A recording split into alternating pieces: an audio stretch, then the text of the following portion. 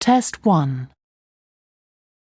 You will hear a number of different recordings, and you will have to answer questions on what you hear. There will be time for you to read the instructions and questions, and you will have a chance to check your work. All the recordings will be played once only. The test is in 4 sections. At the end of the test, you will be given 10 minutes to transfer your answers to an answer sheet. Now turn to Section 1. Section 1. You will hear a telephone conversation between an official at a village hall and a woman who wants to hire a public room. First, you have some time to look at questions 1 to 6.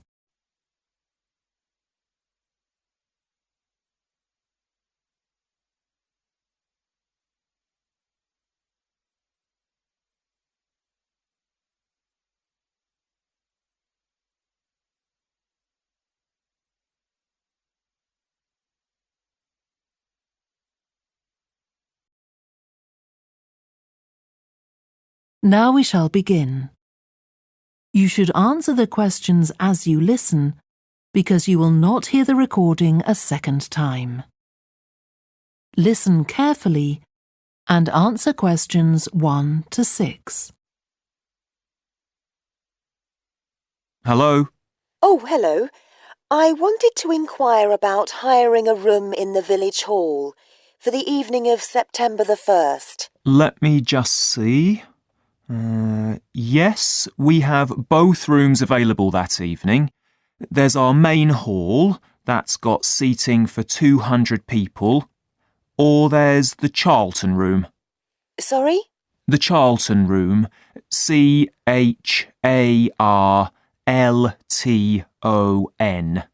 That's got seating for up to 100. Well, we're organising a dinner to raise money for a charity, and we're hoping for at least 150 people. So, I think we'll go for the main hall. How much would that cost? Let's see. You wanted it for the evening of September the 1st? Yes, that's a Saturday. So from 6 p.m. to midnight, that'd be £115. That's the weekend price. It's £75 on weekdays. That's all right. And I have to tell you, there's also a deposit of £250, which is returnable, of course, as long as there's no damage. But we do insist that this is paid in cash. We don't take cards for that. You can pay the actual rent of the room however you like, though. Cash, credit card, cheque. Oh, well, I suppose that's okay. So, does the charge include use of tables and chairs and so on? Oh, yes. And what about parking? Yeah, that's all included. The only thing that isn't included is, you said you were organising a dinner? Yeah. Well, you'll have to pay extra for the kitchen if you want to use that. It's £25. It's got very good facilities, good quality cookers and fridges and so on. OK. Well, I suppose that's all right. We can cover the cost in our entry charges. Right, so I'll make a note of that.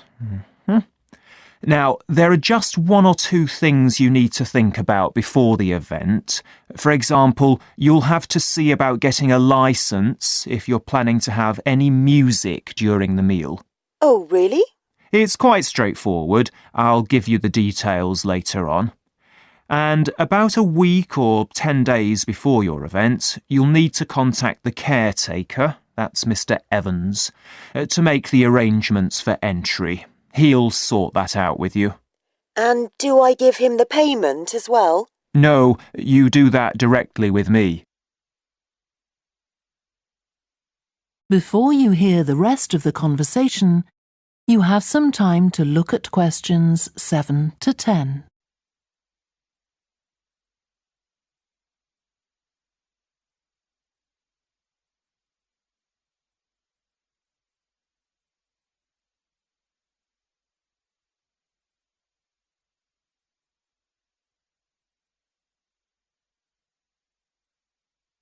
Now listen and answer questions 7 to 10. Right. Now, is there anything I need to know about what happens during the event? Well, as you'll be aware, of course, the building is no smoking throughout. Of course. Now, are you having a band? Yes. Well, they'll have a lot of equipment, so rather than using the front door, they should park their van round the back and use the stage door there. You can open that from inside, but don't forget to lock it at the end. OK.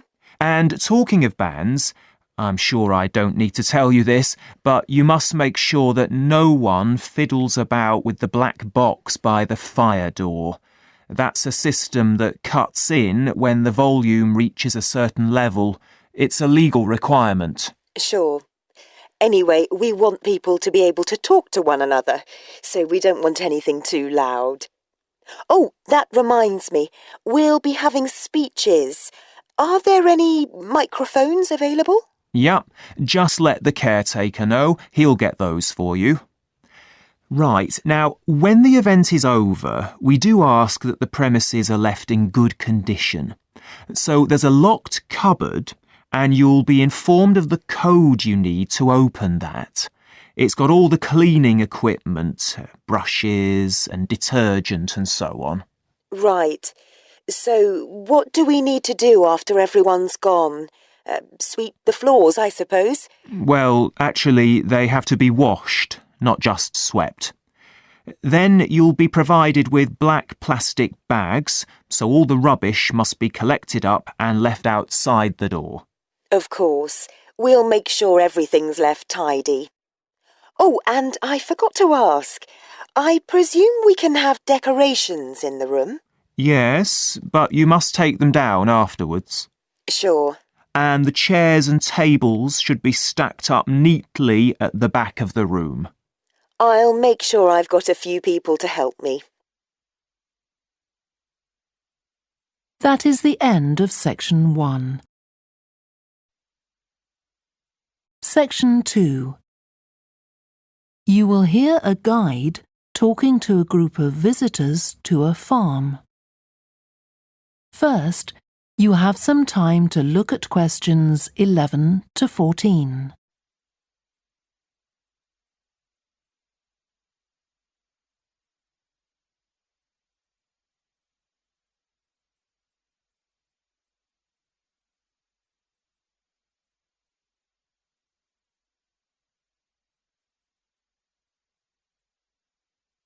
Listen carefully and answer questions 11 to 14. Welcome to the Fiddy Working Heritage Farm. This open-air museum gives you the experience of agriculture and rural life in the English countryside at the end of the 19th century.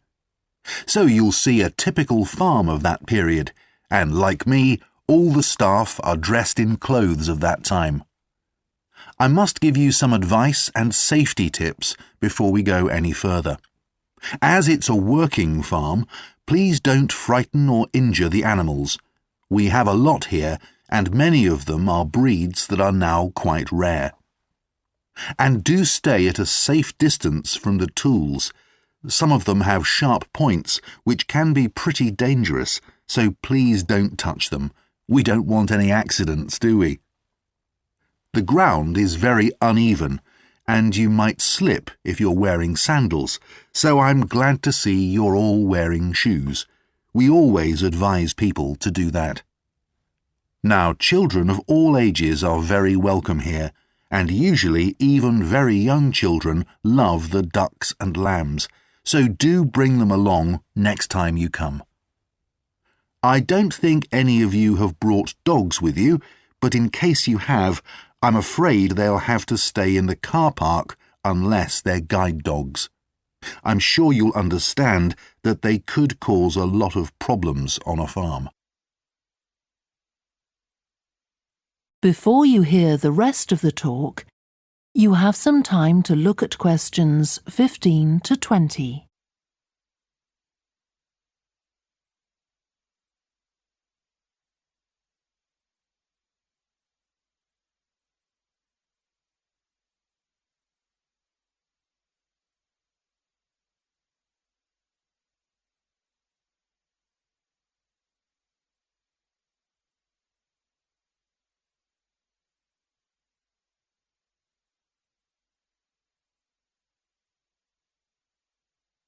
Now listen and answer questions 15 to 20.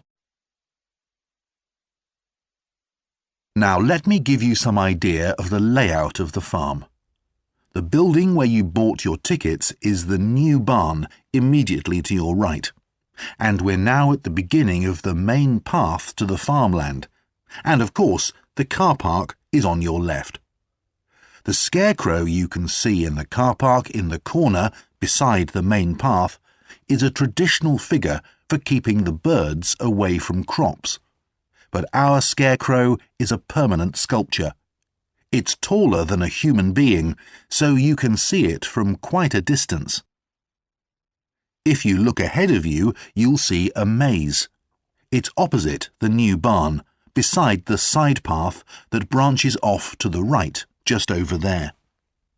The maze is made out of hedges which are too tall for young children to see over them, but it's quite small, so you can't get lost in it. Now, can you see the bridge crossing the fish pool further up the main path? If you want to go to the cafe, go towards the bridge and turn right just before it. Walk along the side path and the cafe's on the first bend you come to. The building was originally the schoolhouse, and it's well over 100 years old. As you may know, we run skills workshops here, where you can learn traditional crafts like woodwork and basket making. You can see examples of the work and talk to someone about the courses in the Black Barn. If you take the side path to the right, here, just by the new barn, you'll come to the Black Barn, just where the path first bends. Now, I mustn't forget to tell you about picnicking, as I can see some of you have brought your lunch with you. You can picnic in the field, though do clear up behind you, of course. Or if you'd prefer a covered picnic area, there's one near the farmyard, just after you cross the bridge. There's a covered picnic spot on the right. And the last thing to mention is Fiddy House itself. From here you can cross the bridge, then walk along the footpath through the field to the left of the farmyard. That goes to the house, and it'll give you a lovely view of it. It's certainly worth a few photographs, but as it's a private home, I'm afraid you can't go inside. Right, well, if you're all ready, we'll set off on our tour of the farm. That is the end of section 2. Section 3. You will hear two psychology students called Lisa and Greg discussing a project they have to do. First, you have some time to look at questions 21 to 27.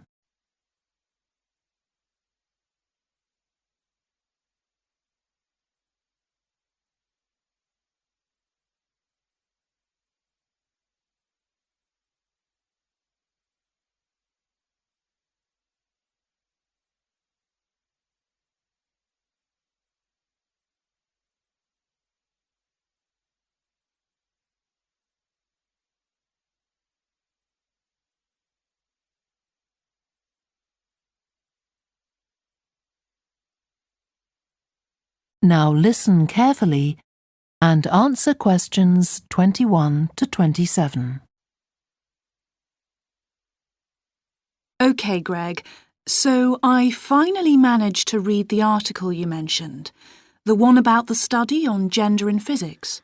About the study of college students done by Akira Miyake and his team.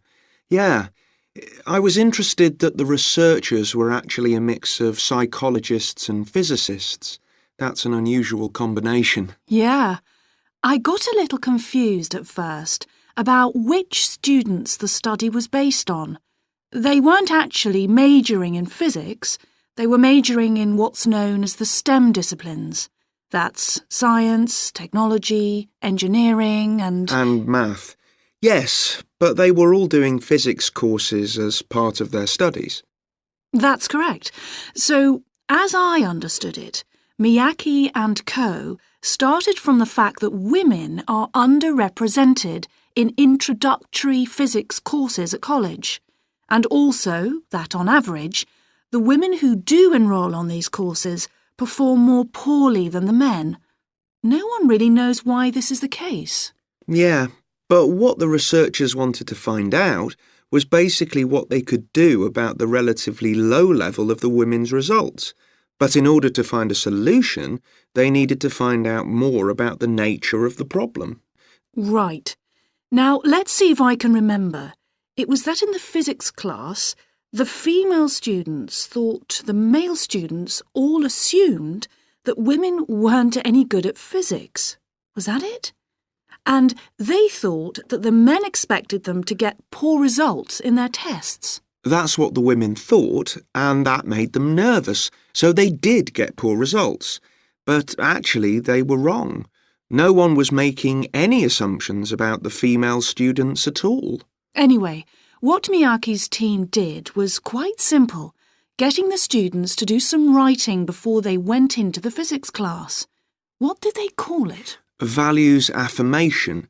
They had to write an essay focusing on things that were significant to them, not particularly to do with the subject they were studying, but more general things like music or people who mattered to them. Right.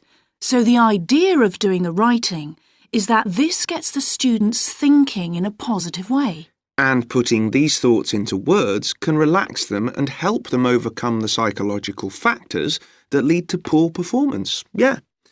But what the researchers in the study hadn't expected was that this one activity raised the women's physics grades from the C to the B range. A huge change. Pity it wasn't to an A, but still. No, but it does suggest that the women were seriously underperforming beforehand in comparison with the men. Yes. Mind you, Miyake's article left out a lot of details, like did the students do the writing just once or several times? And had they been told why they were doing the writing? That might have affected the results. You mean if they know the researchers thought it might help them to improve, then they just try to fulfill that expectation? Exactly. Before you hear the rest of the discussion, you have some time to look at questions 28 to 30.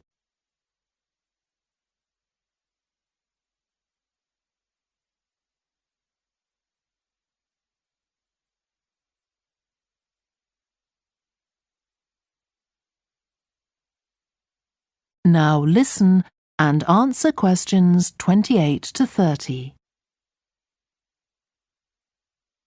So anyway, I thought for our project we could do a similar study, but investigate whether it really was the writing activity that had that result. OK, so we could ask them to do a writing task about something completely different, something more factual, like a general knowledge topic. Maybe. Or we could have half the students doing a writing task and half doing something else, like an oral task. Or even half do the same writing task as in the original research and half do a factual writing task. Then we'd see if it really is the topic that made the difference or something else. That's it. Good. So, at our meeting with the supervisor on Monday, we can tell him we've decided on our project. We should have our aims ready by then. I suppose we need to read the original study. The article's just a summary. And there was another article I read by Smolinski. It was about her research on how women and men perform in mixed teams in class, compared with single-sex teams and on their own. Let me guess. The women were better at teamwork. That's what I expected. But actually, the men and the women got the same results, whether they were working in teams or on their own. But I guess it's not that relevant to us. What worries me, anyway, is how we're going to get everything done in the time. We'll be okay now we know what we're doing. Though I'm not clear how we assess whether the students in our experiment actually make any progress or not. No, we may need some advice on that. The main thing's to make sure we have the right size sample, not too big or too small. That shouldn't be difficult. Right, what do we need to do next? We could have a look at the timetable for the science classes, or perhaps we should just make an appointment to see one of the science professors. That'd be better. Great. And we could even get to observe one of the classes. What for? Well, OK, maybe let's just go with your idea. Right, well, I think that's everything for now. That is the end of section 3.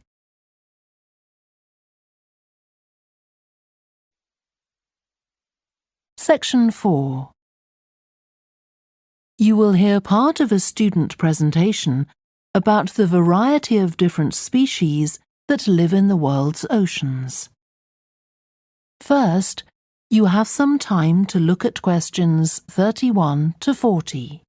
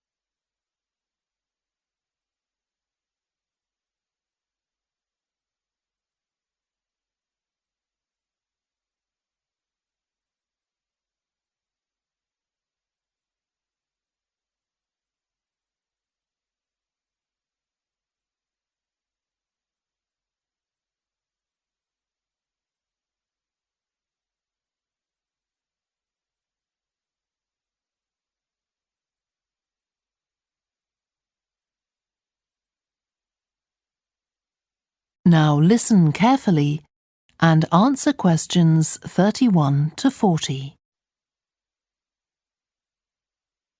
I've been looking at ocean biodiversity, that's the diversity of species that live in the world's oceans. About 20 years ago, biologists developed the idea of what they called biodiversity hotspots. These are the areas which have the greatest mixture of species. So, one example is Madagascar. These hotspots are significant because they allow us to locate key areas for focusing efforts at conservation.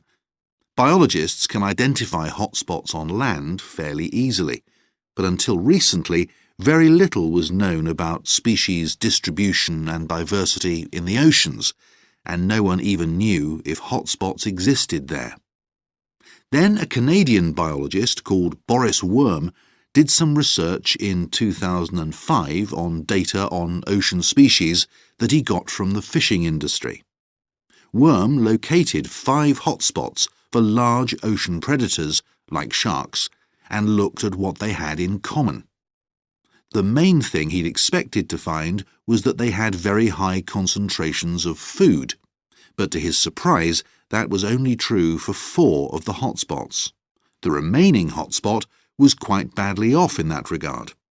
But what he did find was that in all cases, the water at the surface of the ocean had relatively high temperatures, even when it was cool at greater depths.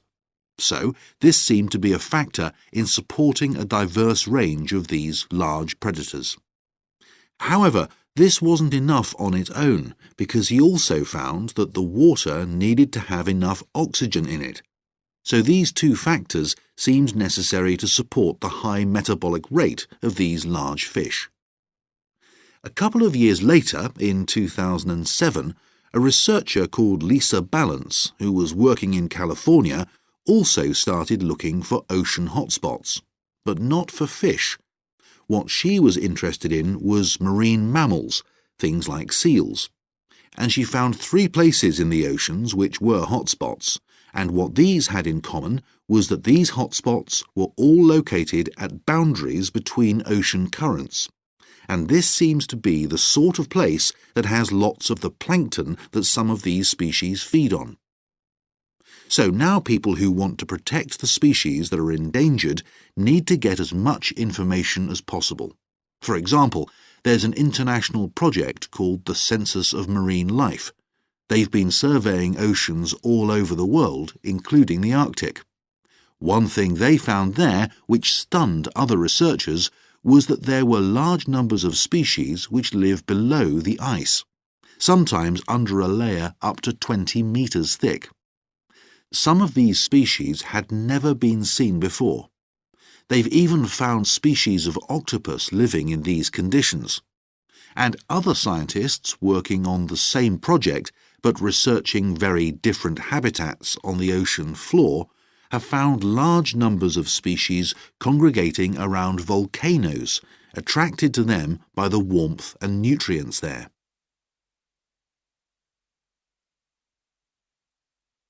However, biologists still don't know how serious the threat to their survival is for each individual species.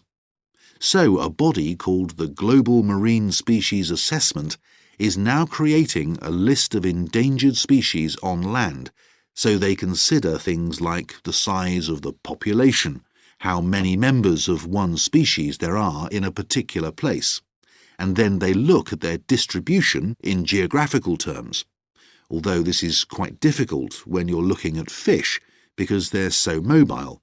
And then thirdly, they calculate the rate at which the decline of the species is happening. So far, only 1,500 species have been assessed, but they want to increase this figure to 20,000. For each one they assess, they use the data they collect on that species to produce a map showing its distribution. Ultimately, they will be able to use these to figure out not only where most species are located, but also where they are most threatened. So, finally, what can be done to retain the diversity of species in the world's oceans? Firstly, we need to set up more reserves in our oceans, places where marine species are protected. We have some, but not enough. In addition, to preserve species such as leatherback turtles, which live out in the high seas but have their nesting sites on the American coast, we need to create corridors for migration, so they can get from one area to another safely. As well as this, action needs to be taken to lower the levels of fishing quotas to prevent overfishing of endangered species. And finally, there's the problem of bycatch. This refers to the catching of unwanted fish by fishing boats. They're returned to the sea, but they're often dead or dying. If these commercial fishing boats used equipment which was more selective so that only the fish wanted for consumption were caught, this problem could be overcome. OK, so does anyone have any questions about... That is the end of section 4.